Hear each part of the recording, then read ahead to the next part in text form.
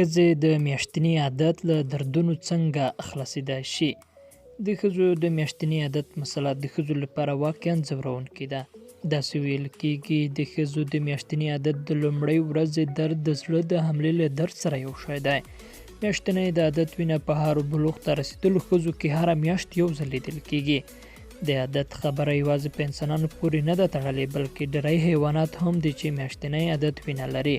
خو په ټوله کې د انسان د میاشتني عادت وینه ډېره دردونکې ده. په دې دوره یا وخت کې ښځې په خاموشۍ سره یو ډول لکه په اور کې د سوځېدنې شدت درد احساس کوي. په کور کې د میاشتني عادت د دردونو د کمولو لارې چارې: لومړی، ګرمه کڅوړه. په کور کې په یوه پلاستیکي کڅوړه راواخلئ.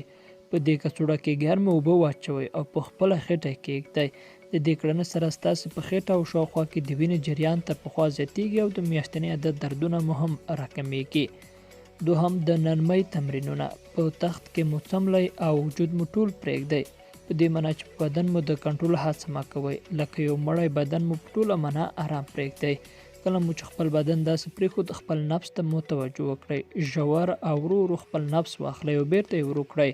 د درد سره ستاسې بدن راټولیږي او په ساده ژبه عضلات مو یو بل ته نږدې کېږي. دریم، زنجیر. لومړی لږ اوبه ګرمې کړئ، داسې چې وایشي لکه د چای اوبه. وروسته پکې لږ لیمو او زنجیر ګډ کړئ. په ورځ کې 3 ګیلاسه وڅښئ. که زړه مو د خوږوالي لپاره پاکشات هم ګډولی شئ. دا کار به د پام وړ شکل سره ستاسې دردونه راکم کړي.